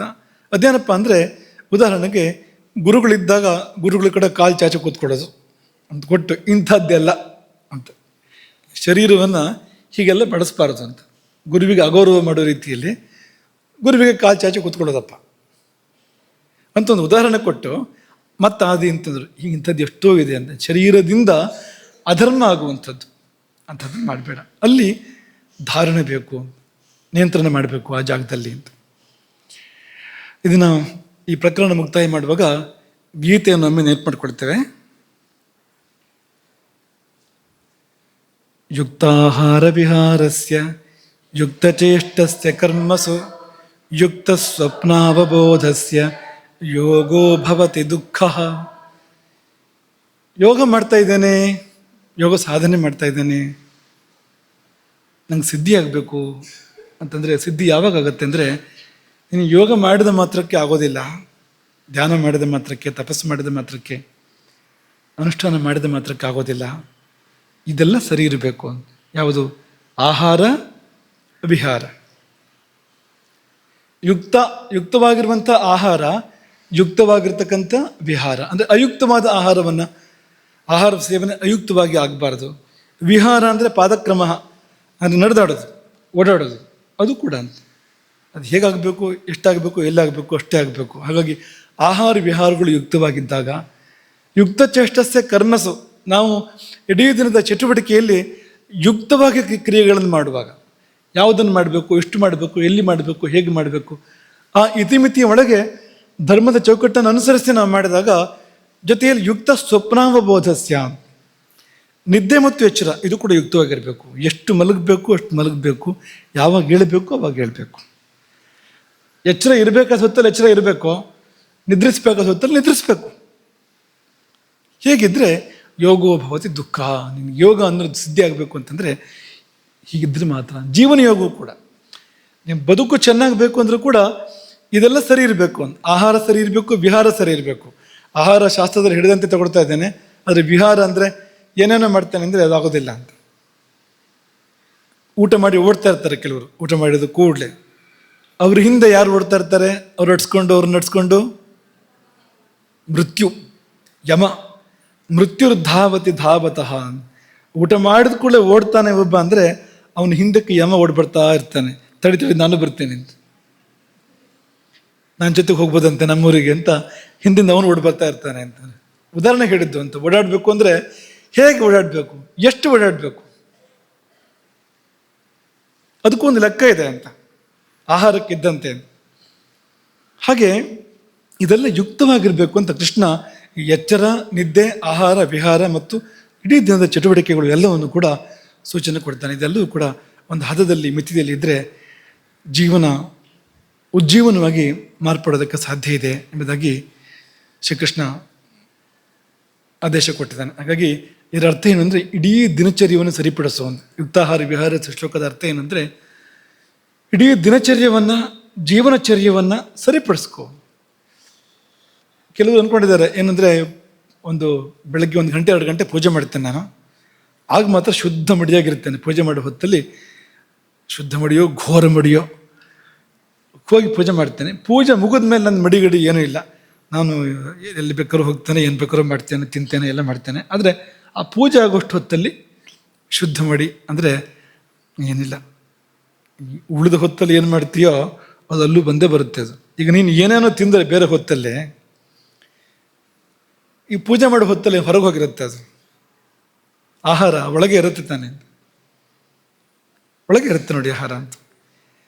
ಆಯಿತು, ಈಗ ಒಳಗಿದೆ ಅಂದರೆ ಅವನ ದೇಹ ಶುದ್ಧಿಯ ನಂತರನೇ ಪೂಜೆ ಮಾಡ್ತಾ ಇರ್ಬೋದು. ಆದರೆ ಆ ಆಹಾರದಲ್ಲಿ ಎಷ್ಟೋ ಭಾಗ ನಮ್ಮದೇ ರಸರಕ್ತ ಮಾಂಸ ಆಗಿರುತ್ತಲ್ವ, ಹೇಗೆ ಶುದ್ಧ ಆಗುತ್ತೆ? ಅದು ಶುದ್ಧ ಆಗೋದೇ ಇಲ್ಲ ಅಂತ ಅದು. ಹಾಗಾಗಿ ಈ ಒಂದು ದಿನಕ್ಕೊಂದು ಗಂಟೆ ನೀವು ಅದು ಅನುಷ್ಠಾನ ಮಾಡ್ತೀರಿ ಅಂತಾದರೆ 23 ಗಂಟೆ ಅದಕ್ಕೆ ತಕ್ಕಂತೆ ಇರಬೇಕಾಗ್ತದೆ. ಉಳಿದ 23 ಗಂಟೆ ಅನುಷ್ಠಾನ ಮಾಡಬೇಕಾಗಿಲ್ಲ. 1 ಗಂಟೆ ಅನುಷ್ಠಾನ ಮಾಡಿದ್ರು ಕೂಡ ಮುಕ್ತಿ ಹೊಂದ್ಬೋದು. ಆದರೆ 23 ಗಂಟೆ ಅದಕ್ಕೆ ತಕ್ಕಂತೆ ಇದ್ದರೆ ಉಪಯೋಗ ಆಗುತ್ತೆ, ಇಲ್ಲದೇ ಇದ್ದರೆ ಉಪಯೋಗ ಆಗೋದಿಲ್ಲ. ಔಷಧ ಕೊಟ್ಟಾಗ ಪಥ್ಯ ಅಂತ ಹೇಳೋದಿಲ್ವಾ, ಹಾಗೆ ಅದು ಅಂತ. ಒಂದು ನೀವು ಅನುಷ್ಠಾನ ಮಾಡ್ತೀರಿ, ಸಾಧನೆ ಮಾಡ್ತೀರಿ ಅಂದರೆ ಪಥ್ಯ ಇದೆ ಪಕ್ಕದಲ್ಲಿ ಅಂತ, ಹೀಗಿರಬೇಕು ದಿನ ಇಡೀ ಅಂತ. ಹಾಗಿಲ್ಲದೆ ಇದ್ದರೆ ಅದು ಫಲಿಸೋದಿಲ್ಲ. ಹಾಗಾಗಿ ಎಷ್ಟೋ ಸರ್ತಿ ರೋಗಗಳು ಬರ್ತವೆ, ಯಾವ್ಯಾವುದೋ ರೋಗಗಳು ಬರ್ತವೆ, ಹೆಸರು ಹೇಳ್ದಿರೋ ರೋಗಗಳೆಲ್ಲ ಬರ್ತವೆ. ಏನು ಅಂಥದ್ದು ಮಾಡೇ ಇಲ್ವಲ್ಲ ನಾನು ಅಂತಂದರೆ ಹೀಗೆಲ್ಲ ಬಂದಿರ್ಬೋದು. ಅದು ನೀವು ಏನೇನೋ ಶರೀರದ ಕ್ರಿಯೆಗಳಲ್ಲಿ ಹಸ್ತಕ್ಷೇಪ ಮಾಡಿರ್ಬೋದು, ನೀವು ಯಾವ್ಯಾವುದನ್ನು ತಡೆ ಹಿಡಿದಿರ್ಬೋದು, ಯಾವ್ಯಾವುದನ್ನು ಕೃತ್ರಿಮವಾಗಿ ಸೃಷ್ಟಿ ಮಾಡಿರ್ಬೋದು, ವೇಗೋದೀರ್ಣ ಧಾರಣಗಳನ್ನು ಮಾಡಿರ್ಬೋದು. ನಮ್ಗೆ ಗೊತ್ತಿರ್ತದೆ, ಅದು ಗೊತ್ತಿರೋದೇ ಇಲ್ಲ. ಅದರ ಫಲವಾಗಿ ಎಷ್ಟೆಷ್ಟು ರೋಗಗಳು ಬರ್ಬೋದು. ಪೂಜೆಗಳು ಎಷ್ಟೋ ಬಾರಿ ನಮ್ಮ ಚಿಕ್ಕ ವಯಸ್ಸಲ್ಲಿ ಕೆಲವರು ವೈದಿಕರು ಹೇಳ್ತಾ ಇದ್ದಿದ್ದು ನೆನಪು ನಮಗೆ. ನಾನು 5-6 ಗಂಟೆ ಎಲ್ಲ ಕಟ್ಟಿ ನಾನು ಪಾರಾಯಣ ಅನುಷ್ಠಾನ ಎಲ್ಲ ಮಾಡ್ತೇನೆ ಅಂತ. ಅಂದರೆ ಮಲಮೂತ್ರಗಳನ್ನು ಕಟ್ಟಿ ನಾನು 6 ತಾಸು ಪಾರಾಯಣ ಅನುಷ್ಠಾನ ಪೂಜೆ ಮಾಡ್ತೇನೆ. ದೋಷ ಬರೋದಷ್ಟೇ, ಬೇರೆ ಏನೂ ಅಲ್ಲ. ಯಾಕೆಂದರೆ ನೋಪರುದ್ಧ ಕ್ರಿಯಾಂಚರೇತ್, ಮಲಮೂತ್ರಗಳ ಉಪರೋಧ ಇರುವಾಗ, ಆ ವೇಗ ಇರುವಾಗ ನ ಕ್ರಿಯಾಂಚರೇತ್, ಯಾವ ಕರ್ಮವನ್ನು ಕೂಡ ಮಾಡಬಾರ್ದು. ಯಾಕೆಂದರೆ ಮೈಲಿಗೆ ಅವನು ಮಡಿಯಲ್ಲ. ಊಟ ಕೂಡ ಮಾಡಬಾರ್ದು. ಈ ವೇಗಗಳಿದ್ದಾಗ ಊಟ ಮಾಡುವಂತಿಲ್ಲ, ನಿಷೇಧ ಇದೆ. ಯಾವುದೇ ನಿಮ್ಗೆ ಒಳ್ಳೆಯದಾಗುವಂಥದ್ದನ್ನ ಆ ಸಮಯಕ್ಕೆ ಬೇರೆ ಕರ್ತವ್ಯವೇ ಇಲ್ಲ. ಈ ಮಲಮೂತ್ರಗಳ ವೇಗ ಇದೆ ಅಂದರೆ ಆ ಸಮಯಕ್ಕೆ ಒಂದೇ ಕರ್ತವ್ಯ, ಬೇರೆ ಕರ್ತವ್ಯ ಇಲ್ಲ. ಯಾಕೆಂದರೆ ಪ್ರಾಣಶಕ್ತಿಗಳನ್ನು ಕಟ್ಟಿ ಕೆಳಗೆ ಎಳಿತಾ ಇರ್ತದೆ ಅದು. ಆ ಸಮಯದಲ್ಲಿ ಅಧೋಮುಖವಾಗಿ ಎಳಿತಾ ಇರ್ತದೆ ಅದು. ಅದಕ್ಕೆ ಆ ಕಾರ್ಯಗಳಾಗದಿದ್ದರೆ ಪ್ರಾಣವನ್ನು ಮೇಲಕ್ಕೆ ಬಿಟ್ಕೊಡೋದಿಲ್ಲ ಅದು. ಹಾಗಾಗಿ ಯಾರಾದರೂ ಅಂಥದ್ದೆಲ್ಲ ಮಾಡಿದರೆ, ನಾನು ಅಷ್ಟು ಹೊತ್ತು ಎಲ್ಲ ಕಟ್ಟಿ ಮಾಡ್ತೇನೆ ಅಥವಾ ಹಸಿವು ಬಾಯಾರಿಕೆ ಕಟ್ಟಿ ಮಾಡ್ತೇನೆ ಅಂದರೆ ಉಪಯೋಗ ಏನೂ ಇಲ್ಲ. ಹಸಿವಾಗಬಾರ್ದು ನಿಮಗೆ. ನೀವು ಪೂಜೆ ಮಾಡುವಾಗ ಹಸಿವಾಗಬಾರ್ದು, ನಿಮಗೆ ಬಾಯಾರಿಕೆ ಆಗಬಾರ್ದು. ಅದು ಸರಿ, ಆಗ್ತಾ ಇದೆ ಆದರೂ ಎದ್ದೋಗಿಲ್ಲ, ಆಗ್ತಾ ಇದೆ ಎದ್ದೋಗಿಲ್ಲ ಅಂದರೆ ಅದ್ರ ಒಳಗಡೆ ಏರ್ಪೇರ್ ಆಗ್ತಾ ಇದೆ. ಅದೇ ಮಲಮೂತ್ರಗಳ ವಿಷಯಕ್ಕಾದರೆ ದೋಷವೇ ಬರ್ತಾ ಇದೆ ನೇರವಾಗಿ. ಪಾರಾಯಣಕ್ಕೂ ದೋಷ, ಅದು ಪೂಜೆಗೂ ದೋಷ. ಯಾಕೆಂದರೆ ಒಳಗೆ ಕಲ್ಮಶ ಇದೆ, ಅದು ಹೊರಗೆ ಹೋಗೋ ಪ್ರಯತ್ನ ಮಾಡ್ತಾ ಇದೆ. ಹಾಗೆ ಇಡೀ ಶರೀರದ ಮೇಲೂ ಅದರ ಪರಿಣಾಮಗಳಿದೆ, ಮನಸ್ಸಿನ ಮೇಲೆ ಕೂಡ ಅದರ ಪರಿಣಾಮಗಳಿದೆ. ಆ ಸಮಯದಲ್ಲಿ ಯಾವ ಒಳ್ಳೆಯ ಕಾರ್ಯವನ್ನು ಕೂಡ ಮಾಡಕೂಡ್ದು. ಹಾಗಾಗಿ ಈ ವೇಗಧಾರಣೆಯ ವಿಷಯವನ್ನು ಗಮನದಲ್ಲಿಟ್ಕೊಳ್ಬೇಕು. ಈಗ ನಿದ್ದೆ ಮತ್ತು ಆಹಾರ ಅಂತಂದರೆ ನಮ್ಮ ಮನಸ್ಸಲ್ಲಿ ಚೆನ್ನಾಗಿರಬೇಕು. ಮತ್ತು ಇನ್ನೊಂದು ಯಾವ್ಯಾವಾದರೂ ಬೇಗ ಹುಟ್ಟದೇ ಇರುವಂತೆ ಶರೀರವನ್ನು ಇಟ್ಕೋಬೇಕು. ಅದು ಇನ್ನೊಂದು ಸಂಗತಿ ಅದು. ಇಷ್ಟು ಈ 2 ಉಪಸ್ತಂಭಗಳು, ಆಹಾರ ಮತ್ತು ನಿದ್ದೆ 2 ಉಪಸ್ತಂಭಗಳು. 3ನೇದು ಬ್ರಹ್ಮಚರ್ಯ. ನಾಳೆ ಅದ್ರ ಬಗ್ಗೆ ಮಾತನಾಡೋಣ. ಬ್ರಹ್ಮಚರ್ಯ ಅನ್ನುವಾಗ ಸ್ವಲ್ಪ ವಿಚಿತ್ರ ಅಂತ ಅನಿಸ್ಬೋದು. ಯಾಕೆಂದರೆ 7-8 ವರ್ಷದಲ್ಲಿ ತಗೊಳ್ಳೋವಂಥ ಆಶ್ರಮ ಅದು ಬ್ರಹ್ಮಚರ್ಯ ಅಂದರೆ. ಮದುವೆ ಆದಾಗ ಮುಗ್ದೋಗುತ್ತೆ ಅದು. ಆಮೇಲೆ ಮುಂದಿನ ಒಂದು ಕಥೆ ಏನು, ಈ ಗೃಹಸ್ಥ ಆದರೆ ನನಗೆ 2 ಉಪಸ್ತಂಭವ ಅಂತ, ಆಹಾರ ಮತ್ತು ನಿದ್ರೆ. 3ನೇದು ಏನು ಕತೆ ಅವನು ಪಾಪ ಬ್ರಹ್ಮಚರ್ಯ ಇವತ್ತು ಅವನು ಪೂರ್ಣ ಮಾಡಿ, ಅವನು ಸಮಾವರ್ತನ ಮಾಡಿ ಗುರುಕುಲದಿಂದ ಹಿಂದಿರುಗಿ ಮನೆಗೆ ಬಂದು ಮದುವೆ ಆಗ್ತಾನಲ್ಲ, ಗೃಹಸ್ಥಾಶ್ರಮ ಸ್ವೀಕಾರ ಮಾಡ್ತಾನೆ. ಮತ್ತು ಹೇಗೆ ಅವನು ಬ್ರಹ್ಮಚರ್ಯ ಮಾಡೋದಂದ್ರೆ ಹೇಗೆ ಅವನು ಅಲ್ವಾ? ಆಯಿತು, ಹೆಣ್ಮಕ್ಳ ಕಥೆ ಏನು ಪಾಪ, ಅವರೇನು ಮಾಡ್ತಾರೆ? ಹೀಗೆಲ್ಲ ಪ್ರಶ್ನೆಗಳು ಹುಟ್ಟಬಹುದು. ಯಾವ ಬ್ರಹ್ಮಚರ್ಯವನ್ನು ಹೇಳಿದೆ? ಬ್ರಹ್ಮಚರ್ಯ ಅಂದರೆ ಏನು ನಿಜವಾಗಿಯೂ? ಅದಕ್ಕೂ ದೇಹಧಾರಣೆಗೂ ಏನು ಸಂಬಂಧ?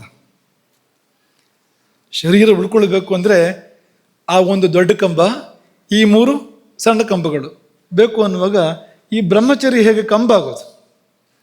ಶರೀರವನ್ನು ಹೇಗೆ ಉಳಿಸುತ್ತೆ ಅದು?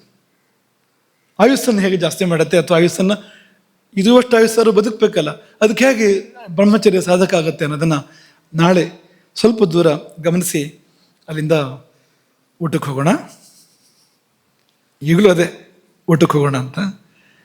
ನಾಳೆ ಆ ಸಂದರ್ಭ ಆದಮೇಲೆ ಆಹಾರ ಎಂಬ ವಿಷಯಕ್ಕೆ, ಅನ್ನಂ ಬ್ರಹ್ಮ ಅನ್ನೋದರಲ್ಲಿ ಆ ಊಟದ ವಿಷಯಕ್ಕೆ, ಆಹಾರದ ವಿಷಯಕ್ಕೆ ಮುಂದಕ್ಕೆ ಹೋಗೋಣ. ಅದಕ್ಕೆ ಪೀಠಿಕೆಯಾಗಿ ಅದಕ್ಕೆ ಪೂರ್ವದಲ್ಲಿ ಬ್ರಹ್ಮಚರ್ಯದ ಬಗ್ಗೆ ಕೆಲವಾರು ಮಾತುಗಳನ್ನು, ಯಾವುದು ಬ್ರಹ್ಮಚರ್ಯ, ಇಲ್ಲಿ ಯಾವುದು ಬ್ರಹ್ಮಚರ್ಯ, ಇವರು ಹೇಳ್ತಾ ಇರೋ ಬ್ರಹ್ಮಚರ್ಯ ಯಾವುದು, ಅದು ಹೇಗೆ ಜೀವನದಲ್ಲಿ ಸಾಧಕ ಆಗಿ ಬರುತ್ತೆ, ಇಲ್ಲದ್ರೆ ಏನಾಗುತ್ತೆ ಅನ್ನೋದನ್ನು ಯಥಾಸಾಧ್ಯ ಸಂಕ್ಷೇಪವಾಗಿ, ಅದನ್ನು ಮತ್ತೆ 3-4 ದಿವಸ ಎಲ್ಲ ಮಾಡೋದಿಲ್ಲ, ಒಂದು ಸ್ವಲ್ಪ ದೂರ ಅದನ್ನು ನೋಡಿ ಆಮೇಲೆ ಮತ್ತೆ ಊಟಕ್ಕೆ ಮುಂದುವರಿಸೋಣ.